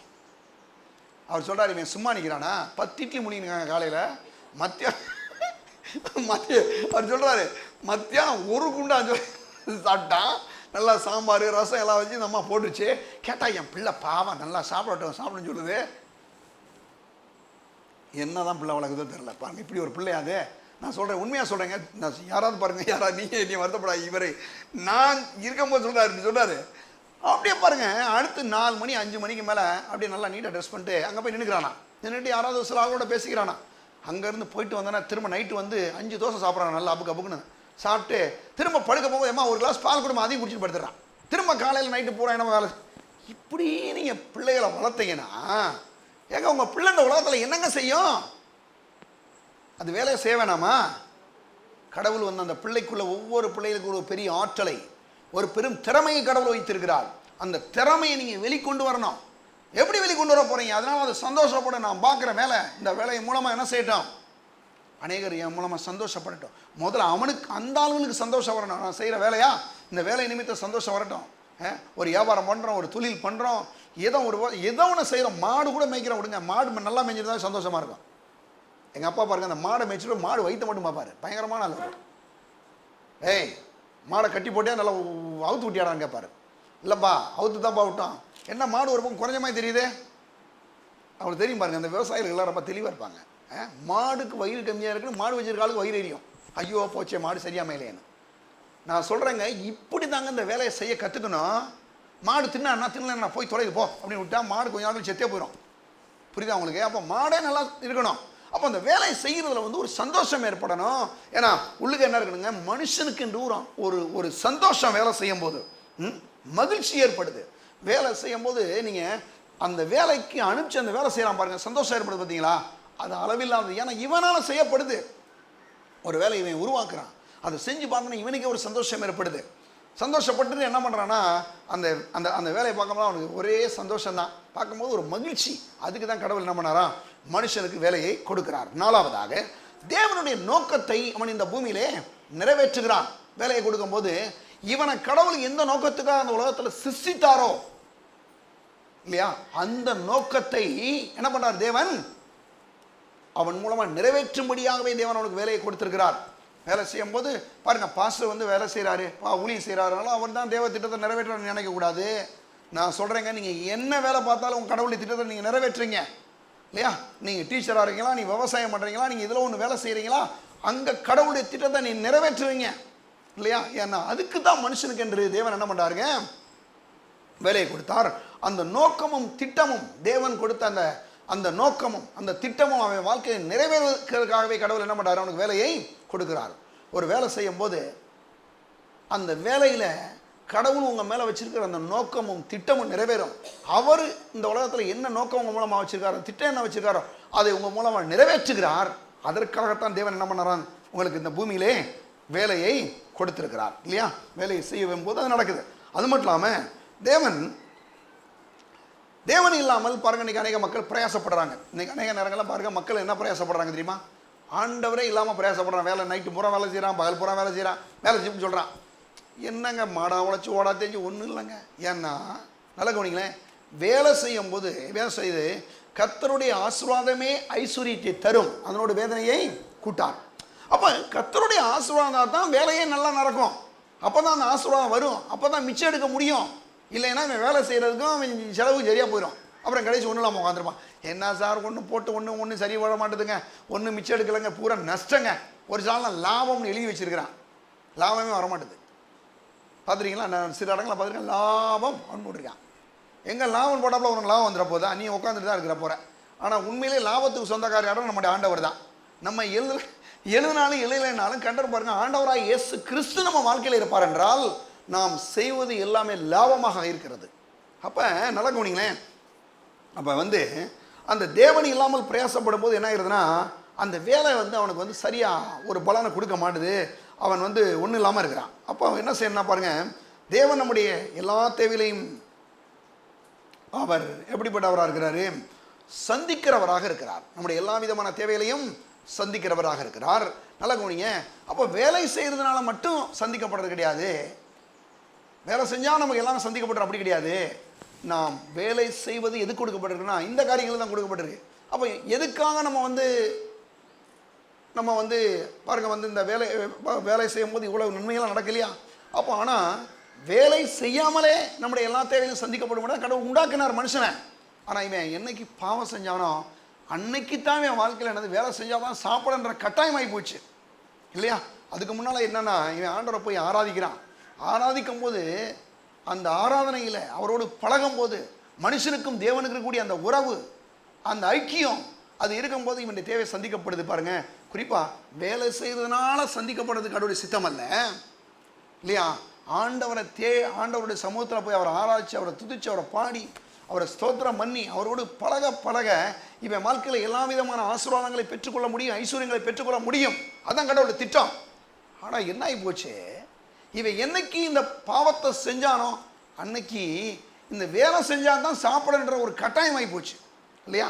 அப்போ ஆண்டவர் என்ன பண்ணாரு, இதில் இருந்து இவனை மீட்கும்படியாக பாருங்க அந்த பிசாசுக்கு இடம் கொடுச்சு அந்த மரத்தின் கனியை நன்மை தீமையை அறியத்தக்க மரத்தின் கனியை பறித்து சாப்பிட்ட போது அவனுக்கு என்ன ஆகி போச்சு, சாபத்துக்குள்ளே விழுந்துட்டான். சாபம் வளைஞ்சிச்சு. வேதம் சொல்லுது, அவனுக்கு முள்ளும் குறுக்கும் இந்த பூமி விளைவித்தது என்று பார்க்குறோம். ஆனால் ஆண்டவராய் இயேசு கிறிஸ்து மனுஷனுக்காக அந்த உலகத்தில் சிலுவையில் அடிக்கப்பட்டார். வேதம் சொல்லுது, ஏசாயா 53:5 சொல்லுது, நம்முடைய மீறல் நிமித்தம் அவர் அடிக்கப்பட்டார், நம்முடைய அக்கிரமங்கள் நிமித்தம் அவர் நொறுக்கப்பட்டார், நமக்கு சமானத்தை உண்டு பண்ணும் ஆக்கின அவர் மீது வந்தது, அவருடைய காயங்களால் குணமாகிறோம். அப்ப அவர் நம்முடைய சார்பாக சிலுவையில் அடிக்கப்பட்டு ரத்தத்தை சிந்தி மரித்து உயிரோட எழுந்து நம்மளை இந்த சாபத்திலிருந்து, இந்த முள்ளும் குறுக்கும் விளைவிக்கக்கூடிய இந்த பூமி, இந்த சாபத்திலிருந்து நம்மளை என்ன விடுவித்து, அவருடைய அந்த ஆதாம் பாவம் செய்வதற்கு முன்னால் இருந்துச்சு அந்த ஆசீர்வாதம், அப்படிப்பட்ட ஒரு ஆசீர்வாதத்தினால தேவன் இன்னைக்கு நம்மளை என்ன செய்திருக்கிறார், நிறைத்திருக்கிறார். கலாத்தியர் 3 சொல்லுது, 13, 14 சொல்லுது, மரத்தில் தூக்கப்பட்ட எவனும் சபிக்கப்பட்டவன் எழுதியிருக்கிறபடி கிறிஸ்து நமக்காக சாபமாகி நியாயப்பிரமாணத்தின் சாபத்திலிருந்து நீங்களாக்கி நம்மை மீட்டுக் கொண்டார். ஆபிரகாமுக்கு உண்டான ஆசீர்வாதம் இன்னைக்கு யாருக்குரியதா, நமக்குரியதாக வந்திருக்கிறது இயேசு கிறிஸ்து மூலமா. அப்ப ஆண்டவராய் இயேசுவை ஒரு மனுஷன் ஆண்டவன் ஏற்றுக்கொள்ளும் போது இந்த ஆதாமுக்கு வந்துச்சு சாபம், உனக்கு முள்ளும் குறுக்கும் விளைவிக்கும், உன் நெத்தி வேர்வை நிலத்தில் விழுந்தால்தான் நீ வந்து சாப்பிடுவேன், மருத்துவத்தோட பலனை புசிப்பேன்னு சொன்னார் இல்லையா, அந்த சாபத்திலிருந்து கர்த்தர் நம்மளை விடுதலையாக்கி இருக்கிறார். விடுதலையாக்கி இன்னைக்கு என்ன பண்றாரு ஆண்டவர் வந்து அப்படின்னா, நம்ம செய்கிற எல்லாவற்றையும் என்ன பண்றாரு, ஆசீர்வதிக்கிறார். வேதம் சொல்லுது, உபாகமம் 8ஆம் அதிகாரம் 18ஆம் வசனம் சொல்லுது. எடுங்க, உபாகமம் 8ஆம் அதிகாரம் 18ஆம் வசனம், 17ஆம் வசனத்தில் கூட வாசிங்க, 17லேருந்தே வாசிங்க. என் சாமர்த்தியமும் என் கைபலனும் இந்த ஐஸ்வர்யத்தை எனக்கு சம்பாதித்தேன் என்று நீ உன் இதயத்தில் சொல்லிக் கொள்ளாமல் இருக்க எச்சரிக்கையாக இருந்து உன் தேவனாய் கர்த்தரை நினைப்பாயாக. அவரே உன் பிதாக்களுக்கு ஆணையிட்டு கொடுத்த தம்முடைய உடன்படிக்கையை உறுதிப்படுத்தும்படி இந்நாளில் உனக்கு உண்டாயிருக்கிறது போல ஐஸ்வர்யத்தை சம்பாதிக்கிறதுக்கான பலனை கொடுக்கிறவர். ஐஸ்வர்யத்தை சம்பாதிக்கிறதுக்கான பலனை கொடுக்கிறவர். நல்லா கவனிங்களேன், ஐஸ்வர்யத்தை சம்பாதிக்கிறதுக்கான பலன் எங்கேருந்து வருது? ஆண்டவர் தான் கொடுக்குறார். பிசாசா கொடுக்குது? பிசாசு வியாதியை தான் கொடுக்குது, பலவீனத்தை தான் கொடுக்குது. ஆனால் வேறு சொல்கிறாரு, இந்நாளில் உண்டாயிருக்கிறது போல ஐஸ்வர்யத்தை சம்பாதிக்கிறதுக்கான பலனை அவர் கொடுக்கிறார். அது மட்டும் இல்லாமல் எனக்கு ஐஸ்வர்யத்தை சம்பாதிக்கணும் இல்லையா, பாருங்கள் சொல்லப்பட்டிருக்கு, அப்படி சம்பாதிக்கும் போது கூட அவருக்கு தான் இந்த கணத்தையும் மைமையை நம்ம என்ன செய்யணும், செலுத்தக்கூடிய மக்களாக இருக்க வேண்டும். எடுங்க, ஏசாயா 42ஆம் அதிகாரம் 42:8 பாருங்க, நான் வாசிக்கிறேன் பாருங்க. நான் கர்த்தர், இது என் நாமம், என் மகிமை வேறொன்னுக்கும் என் துதியை விக்கிரங்களுக்கும் கொடேன். இப்போ பாருங்க என்ன செய்கிறாரு கர்த்தர், சொல்கிறாரு என்ன சொல்கிறாருன்னா, என் மகிமையை பாருங்க, 8ஆம் வசனத்தில், நான் கர்த்தர், இது என் நாமம், என் மகிமை வேறொன்னுக்கும் என் துதியை விக்கிரங்களுக்கும் கொடேன். நல்லா கவனிக்கிறேன், மனுஷன் வந்து நல்ல ஆண்டவர் கூட ஐக்கியமாக பழகணும்னு விரும்புகிறார். அவன் ஆண்டவர் கூட ஐக்கியப்பட என்ன ஆகுதுன்னா, அங்கே ஆண்டவருடைய நாமத்தை மகிமைப்படுத்துகிறான். மகிமைப்படுத்தும் போது என்ன ஆகுது, இவன் செய்கிற வேலையெல்லாம் ஆசீர்வதிக்கப்படுது. இன்றைக்கி ஆண்டவர் விட்டு பிசாசுட்டு இருக்கிறனால இவன் செய்கிற வேலையெல்லாம் ஒன்றும் வாங்கிக்க மாட்டுது. நிறைய பேருக்கு பாருங்கள், ஒன்றுக்கு 2 பிரச்சனை வருது பாருங்கள். பார்த்தீங்களா, நிறைய நேரங்களில் பாருங்கள், ஏதாவது ஒன்று வேலை செய்வான், 2 செலவு வந்துடும். எதுக்குங்க அப்படி வருது அப்படின்னு கேட்டால், மனுஷன் மேலே வந்த, இந்த பூமியின் மேலே வந்த ஒரு சாபம். ஆனால் இந்த சாபத்திலிருந்து ஆண்டவராக இயேசு என்ன பண்ணுறாரு, மனுஷனை விடுவித்திருக்கிறார், விடுதலையாக்கி இருக்கிறார். அது மட்டும் இல்லாமல் பாருங்கள், இந்த வேலையின் மூலமாக வந்து நம்ம எல்லாருமே மனிதன் வந்து பாருங்க, மனுஷன் வந்து அங்கே ஆண்டவரும் கூட நம்ம வந்து என்ன பண்ணுறோம், ஒரு ஐக்கியப்படும் போது அந்த உழைப்பவே தேவன் என்ன பண்ணுறார், ஆசீர்வதிக்கிறார். அவன் வந்துங்க நல்லா பாருங்கள், கர்த்தர் அவனை ஆசீர்வதிக்கிறார். கர்த்தர் இருக்கிற வாழ்க்கை இருக்குது பார்த்தீங்கன்னா, அந்த வாழ்க்கை ரொம்ப ஆசீர்வதிக்கப்பட்ட ஒரு வாழ்க்கை, செழிப்பான வாழ்க்கை. அப்படிப்பட்ட மனுஷர்கள் செய்கிற வேலைகளை கர்த்தர் ஆசீர்வதிக்கிறார். அதனால தான் பாருங்கள், தேவனுடைய பிள்ளைகளே, இன்றைக்கி நம்ம வந்து எல்லாருமே வேலை செய்யணும். வேலை செய்தான் கடவுளுடைய சித்தம். பாருங்கள், நம்முடைய உழைப்பும் கர்த்தருடைய ஆசீர்வாதமும் 2 ஒன்றா சேரணும். நல்லா கேட்டிங்கன்னா, நம்ம உழைக்கவும் செய்யணும், வேலையும் செய்யணும், கர்த்தருடைய ஆசீர்வாதம் அதில் என்ன செய்யணும், இருக்கணும். ஏதோ சொல்லுது, கர்த்தருடைய ஆசீர்வாதமே ஐஸ்வர்யத்தை தரும், அதனோட வேதனையை கூட்டார். அப்போ இன்றைக்கி வேலை செய்யறது ரொம்ப முக்கியம். வேலை செய்யலாமா, வேலை செய்ய வேணாமா? வேலை செய்யணும். ஆனால் வேலை வந்து நம்ம கடவுள் கிடையாது. ரொம்ப பேருக்கு என்னன்னா, செய்யும் தொழிலே கடவுள் அப்படின்றான். செய்யும் தொழிலே கடவுள்னு போட்டோம்னா பாருங்கள், ஒரு ஆட்டோவில் போட்டுருக்கான் பாருங்கள், செய்யும் தொழிலே கடவுள் தெய்வம் அப்படின்றான். ஆட்டோவை தூக்கிட்டு ஓடி போயிட்டான் ஒருத்தன். நீங்கள் என்ன பண்ணுவீங்கப்பா, தெய்வத்தை தூக்கிட்டு போயிட்டானா? அப்போ நான் சொல்கிறேன் பாருங்கள், செய்யும் தொழில் தெய்வம் கிடையாதுங்க. இந்த தொழிலை கொடுத்த ஆண்டவராக இயேசு தான் நம்ம தெய்வம், அவர் தான் நம்முடைய ஆண்டவர். கர்த்தருடைய ஆசீர்வாதம் இருந்தால் தான் வந்து கர்த்தர் என்ன செய்வார், ஆசீர்வதிப்பார் இல்லையா? என்ன நான் சொல்கிறேன், கர்த்தருடைய ஆசீர்வாதமும் நம்ம உழைக்கக்கூடிய உழைப்பு சேரும் போது அந்த இடத்துல சொல்கிறார், இந்நாளில் உண்டாயிருக்கிறது போல ஐஸ்வர்யத்தை சம்பாதிக்கிறான பலனை கொடுக்கிற தேவன் ஆசீர்வதிக்கிறார். அப்போ நம்ம வேலை செய்யணும். வேலை செய்யலைன்னா என்னங்க பிரச்சனை, அதை மட்டும் பார்த்து முடிச்சிருவோம். ஓகே, சீக்கிரமா 5 நிமிஷத்தில் முடிச்சிருவோம். எடுங்க, நீதிமொழிகள் 6ஆம் அதிகாரம் 6ஆம் வசனத்திலிருந்து 11ஆம் வசனம் வரைக்கும் நான் வாசிக்கிறேன். சரியா? எடுங்க, 6ஆம் வசனத்திலிருந்து. சோம்பேறியே, நீ எறும்பினிடத்தில் போய் அதன் வழியை பார்த்து ஞானத்தை கற்றுக்கொள். பாருங்க, இந்த எறும்பை கடவுள் தான் உருவாக்கி இருக்கிறார். எறும்பை பார்த்துருக்கீங்களா? அழகாக லயனாக போகுது. அன்றைக்கி பாருங்கள், அந்த டைனிங் டேபிள் இருந்து ஒரு சின்ன ஒரு ஸ்வீட்டு கீழே விழுந்துருச்சு இந்த வளகான. இதை 4 எறும்பு பாருங்கள், 2 எறும்பு தள்ளுதாங்க, 4 எறும்பு இழுக்குது. நான் பார்த்தேன் பாருங்க, என்னமா வேலை செய்து பாருங்க. அதுக்கு யாராவது சூப்பர்வைசர் இருக்கிறாரா? இந்த வயக்காட்டில் களை வெட்டும் போது அந்த வயக்காட்டுக்கார அப்படி நின்றுட்டே இருப்பார், பார்த்துருக்கீங்களா நீங்கள்? அப்படின்னு நின்று பார்த்துட்டு இல்லை, ஏன்னா இந்த அம்மா 2 அம்மா உட்காந்து கதை பேசிட்டு நிற்கும். களை வெட்டும் போது கதை பேசும். அவன் அப்படி அங்கே போனாலும் அவன் இங்கே வந்தாலும் ஆகுன்னு. களை வெட்டும் போது கூட அந்த பிரச்சனை தீங்காது. சில ஆள்லாம் பார்த்தீங்கன்னா களை தான் வெற்றியில், அப்புறம் எதுக்கு வாயை பேசிகிட்டு இருக்கிற, வேலை நடக்கிறது கிடையாது பாருங்கள். இப்படிலாம் சிலர் இருக்குது. ஆனால் கர்த்தர் சொல்றாரு பாருங்க, சோம்பேறியே நீ எலும்பிடத்தில் போய் அதன் வழியை பார்த்து ஞானத்தை கற்றுக்கொள். அப்போ எறும்பு என்ன செய்யுது? நல்லா வேலை செய்யுது. என்ன செய்தான்? வேலை செய்யும்போது பாருங்க, அதற்கு பிரபுவும் தலைவனும் அதிகாரியும் இல்லை. அதுக்கு ஏதாவது அதிகாரி இருக்கானா? சூப்பர்வைசர் இருக்கிறானா? இல்லை அதிகாரி பாருங்க, வேற ஏதாவது அதிகாரிகளோ பிரபுக்களோ முதலாளி யாருமே கிடையாது. அதுக்கு முதலாளியும் கிடையாது, அதிகாரியும் கிடையாது, ஒன்றுமே கிடையாது. அது பாட்டுக்கு வேலை செய்யுது. என்ன செய்தான் பாருங்க, அடுத்த வசனம் சொல்லுது, கோடை காலத்தில் தனக்கு ஆகாரத்தை சம்பாதித்து அறுப்பு காலத்தில் தானியத்தை சேர்த்து வைக்கும். கோடை காலத்தில் என்ன பண்ணால் அந்த எறும்பு அழகாக தானியத்தை போய் சேர்த்து வைக்குதுங்க. இந்த மாதிரி வெயில் காலத்தில் போய் அங்கங்கே எடுத்து ஒரு எறும்பு புத்துக்களை வைக்குது. அங்கே பாருங்க சொல்லப்பட்டிருக்கு, கோடை காலத்தில் தனக்கு ஆகாரத்தை சம்பாதித்து அறுப்பு காலத்தில் தனக்கு தானியத்தை சேர்த்து வைக்கும்.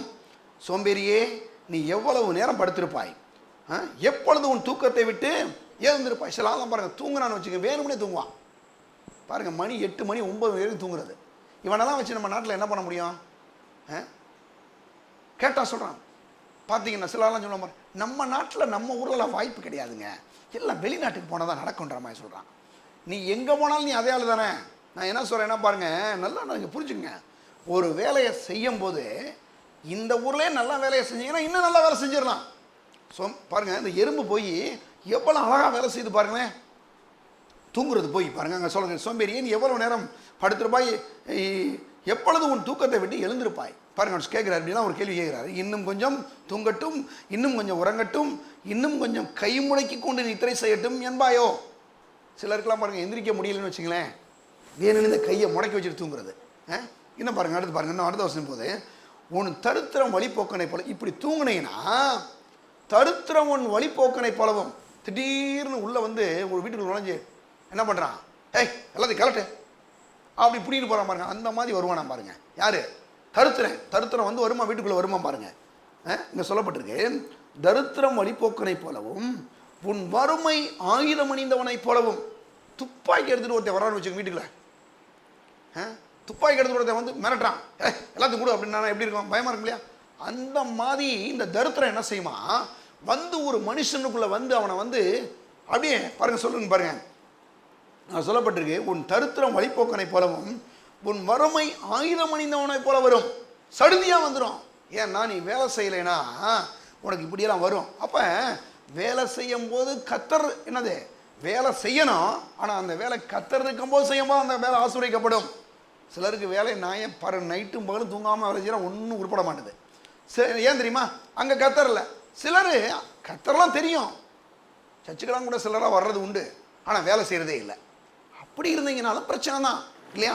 அப்போ வேலையும் செய்யணும், அடுத்து என்ன செய்யணுங்க, ஆண்டவருடைய ஆசீர்வாதம் இருக்கணும். வேற சொல்றது, இந்நாளில் உண்டாயிருக்கிறது போல ஐஸ்வர்யத்தை சம்பாதிக்கிறதுக்கான பலனை அவர் நமக்கு கொடுக்குறாராம்.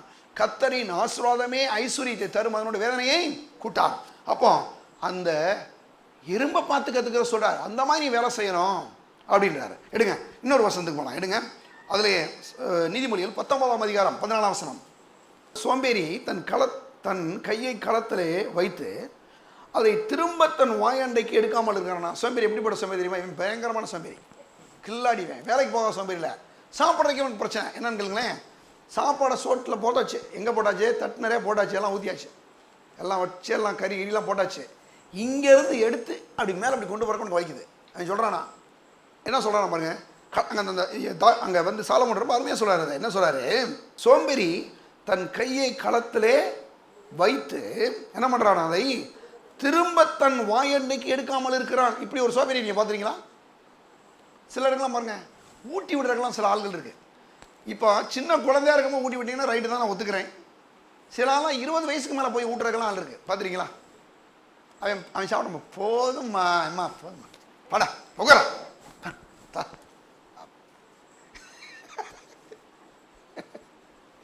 என்னங்க அது? இப்படி ஒரு சோம்பேறி நான் கேட்குறேன். இப்படியெல்லாம் வந்து சோறை போட்டு படுக்க வச்சிங்கன்னா நாட்டில் என்ன ஆகுறது? இப்படி சோறை போட்டு அங்கிறது எடுத்து சாப்பிட்றதுக்கே அவனுக்கு கஷ்டமாக இருக்குது. அப்போ என்ன சொல்கிறாரு, நீ வந்து பெரிய சோம்பேறின்றார் சொல்லிட்டு சொல்கிறாரு, அப்படியெல்லாம் சில சோம்பேறி இருக்கணும், அப்படியெல்லாம் நீ இருக்கக்கூடாது. அடுத்துடுங்க, இன்னொரு வசனத்து போகலாம்.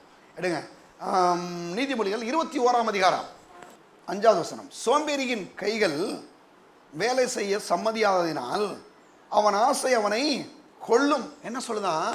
சோம்பேறி வேலை செய்யறதுக்கு ஒத்துக்கிற மாட்டானா. அப்படி இருக்கிறதுனால அவன் ஆசைப்படுற ஆசை இருக்கு, அந்த ஆசையை அவனை கொண்டு போட்டுருமா. ஏன் கொண்டா? ஐயோ அவன் வீட்டில் அது இருக்குது. சிலரெல்லாம் பார்த்துருக்கீங்களா, அவன் கார் வாங்கிட்டான், அவன் வீடு வாங்கிட்டான், அவன் இடம் வாங்கிட்டான், நம்ம ஒன்றும் வாங்கலை, நீ ஏன்டா வேலைக்கு போல அப்படின்னு கேட்டு பாருங்க. வேலைக்கு போய் சிலருக்கு ஆசீர்வாதம் இல்லை. அதுக்கு என்ன பண்ணுறேன்னா, கடவுளுடைய அங்கே இல்லை, கர்த்தருடைய ஆசீர்வாதம் கிடையாது. கர்த்தருடைய ஆசீர்வாதம் இல்லாதனால தான் உனக்கு வந்து நீ செய்கிற வேலையெல்லாம் வாய்க்க மாட்டுது. அப்புறம் அவன் வீடு கட்டிட்டான், அப்புறம் அவன் கார் வாங்கிட்டான், அவன் அதை வாங்கிட்டான், அவன் இதை வாங்கிட்டான், என்ன பண்ண முடியும்? ஓ ஆசை உன்னை கொல்லுன்னு சொல்லி நான் சொல்லலை, பைபிளே சொல்லுது. கர்த்தரே சொல்கிறாரு, அவனுடைய ஆசை அவனை கொல்லும். ஏன் கொல்லும் அப்படின்னா, வேலையும் செய்கிறது கிடையாது, ஒரு எந்த முயற்சியும் கிடையாது, படுத்து படுத்து தூங்க வேண்டியது, டிவியில் உட்காந்து பார்க்க வேண்டியது, அப்புறம் எவனா வாங்கிட்டானா, அதை வாங்கிட்டான், இதை வாங்கிட்டான், ஊன்னு பேசுறது. அப்படின்னா அப்போ அவனுடைய ஆசை அவனை என்ன செய்தான்? கொல்லுதான். பாருங்க, வேலை செய்யாத இருக்கிற ஆளுடைய ஆசை அவனை கொல்லும். சரி, அடுத்த வசனம் போகலாம். எடுங்க, 26ஆம் வசனம் பாருங்க. அதில் 26 பாருங்க. அவன் நாள்தோறும் ஆவலுடன் இச்சிக்கிறான். நாள்தோறும் என்ன பண்ணுறான்? ஐயோ அது கிடைக்கணும், இது கிடைக்கணும், இப்படி வந்துடணும், அப்படி வந்துடணும், அப்படியே ஆசைப்படுறானா. ஆனால் அவனுக்கு எதுவுமே என்ன செய்யலைங்க, கிடைக்கல. அங்கே சொல்லப்பட்டு 26ஆம் வசனத்தில், நீதிமானோ என்ன செய்கிறானா? பிசிறித்தனம் இல்லாமல் கொடுப்பான். ஏன்னா நீதிமான் அவன் ஆண்டவரை ஏற்றுக்கொண்ட மனுஷன், அவன் ஆண்டவர் அவனை ஆசீர்வதிக்கிறாரு. வேதம் சொல்லுது, இந்நாளில் உண்டாயிருக்கிறது போல ஐஸ்வர்யத்தை சம்பாதிக்கிறதுக்கான பலனை அவனுக்கு கொடுக்குறாரு. கர்த்தரின் ஆசீர்வாதமே ஐஸ்வர்யத்தை தரும் என்று வேதம் சொல்லுது. அந்த ஆசீர்வாதத்தை அவனுக்கு கொடுத்துருக்கிறாரு. அந்த ஆசீர்வாதத்தை நிமித்தம் அவனுக்கு எந்த ஒரு வேதனையும் கிடையாது.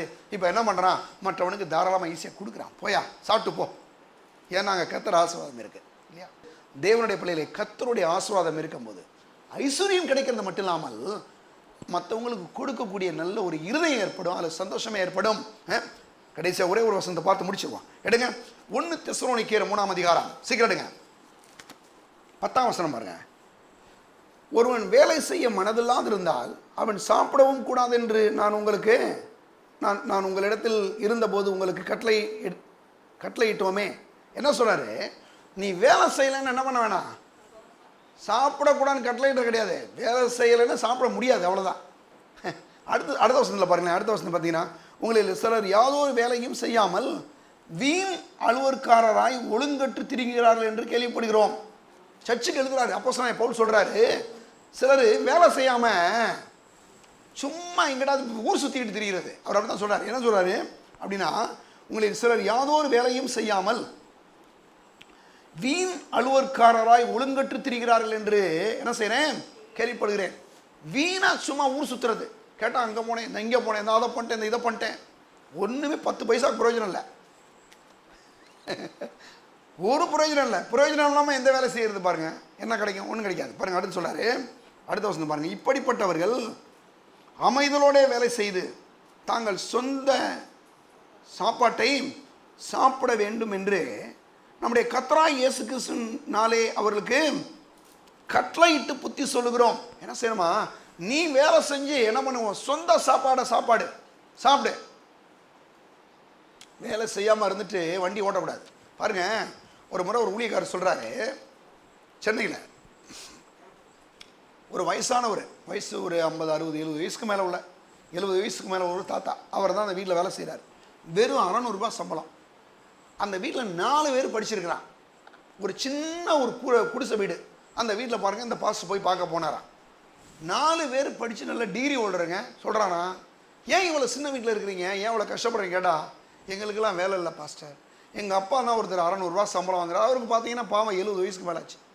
இந்த 600 ரூபாய் சம்பளத்தை வச்சு வாடகையை கொடுத்து இந்த 4 + 2 எல்லாம் 6 பேருக்கு சாப்பாடையை போட்டு வச்சுக்கிட்டு இருக்கிறாரு. ஒருத்தனும் பாருங்க அப்படியே பாவமாக இருக்கிறான், பார்க்கும்போதே பரிதாபமாக இருக்கிறான். அந்த பாஸ் சொன்னாரா, நீங்களாம் என்ன செய்றீங்க கேட்டாராம். சும்மா தான் பாஸ் இருக்கிறான். என்ன படிச்சிருக்கீங்க? எல்லாரும் நல்லா படிச்சிருக்கான், டிகிரி ஹோல்டர். அப்போ சொன்னாராம், இந்த வயசான ஒரு 70 வயசு ஒரு ஆளுடைய சம்பாத்தியம் இந்த 600 ரூபாய் வச்சு நீ சாப்பிட நினைக்கிறியே, நீங்கள் 4 பேர் போய் வேலை செஞ்சீங்கன்னு வச்சுக்கோ, என்ன நடக்கும்? இந்த வீடே செழிப்பாக மாறிடும். பெரிய வீட்டில் போய் நீ குடியிருக்கலாம். உங்கள் அப்பாவுடைய சம்பாத்தியம் நம்ம நீ என்ன பண்ணலாம், வேலையை செஞ்சு உன் சொந்த சாப்பாட்டை நீ சாப்பிடலாம் சொன்னாராம் பாருங்க. அன்னைக்கு அந்த சபைக்கு போன அந்த மக்கள் அவர் சொல்கிறார், அடுத்த வருஷம் நான் போனேன் அவளை பார்க்குறதுக்கு போனால் நல்ல பெரிய வீடு, நிறைய வசதிகள், பார்த்தா எல்லாரும் ஆளை பார்க்கவே பல நல்லா ஜம்முன்னு இருக்கான். என்னையா விஷயம் பாஸ்டர், நீங்கள் சொன்னீங்கல்ல, போனோம் போய் வேலை செஞ்சோம், எங்கள் அப்பா 600 வாங்கினார், நீங்கள் நாங்கள்லாம் பார்த்தீங்கன்னா 50,000 60,000 சம்பளம் வாங்குகிறோம். எப்படி பாருங்க, இவ்வளவு திறமையிலையும் இவளையும் வச்சுக்கிட்டு அந்த ஒரு 600 ரூபா சம்பளத்தை நம்பி வாழ மாணலாமா? அப்போ என்ன பண்ண அவர் சொல்கிறார், பவுல் சொல்கிறாரு, நீ வேலை செய்து உன் சொந்த சாப்பாடை சாப்பிடு, அந்த அளவுக்கு நீ வேலை செய்யி. ஏன்னா அந்த வேலையை கர்த்தர் கொடுத்த ஆசீர்வாதம், நீ நம்பு, விசுவாசி. நான் சொல்கிறேன், இன்னைக்கு உங்களுக்கு சொல்கிறேன், எவ்வளவு கஷ்டமான வேலைனாலும் சரி, அந்த வேலையை எனக்கு கடவுள் கொடுத்துருக்கிறார். நீ வியாபாரம் பண்ணுங்க, தொழில் பண்ணுங்க, எல்லாம் பண்ணுங்க, வேலை இல்லைன்னு சொல்லக்கூடாது. ஏதாவது ஒரு வேலையை செய்யுங்களேன், ஒன்றும் தப்பே கிடையாது.